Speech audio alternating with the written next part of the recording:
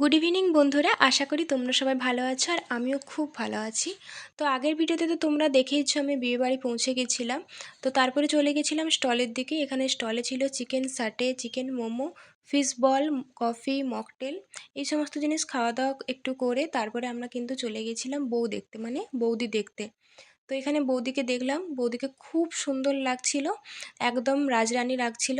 তো এদিকে দেখো এখানে কিন্তু স্টেজে ছবি তোলা হচ্ছে আর আমরাও কিছুক্ষণ পর কিন্তু বৌদির সাথে ছবিও তুলে নিয়েছিলাম। তো এখানে বউকে দাঁড়া করানো ছিল আর সবাই স্টেজে ছবি তুলছিল।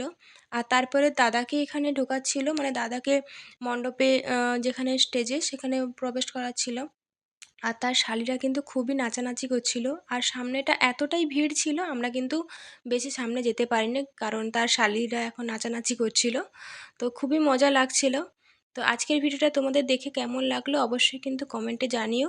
আর পরপর কিন্তু ভিডিওগুলো আসতে থাকবে। তো আমি কিন্তু বিয়েবাড়িতে খুবই এনজয় করেছি। তোমাদের ভিডিওটা কেমন লাগছে কিন্তু অবশ্যই কমেন্টে জানিও আর লাইক দিয়ে যেও।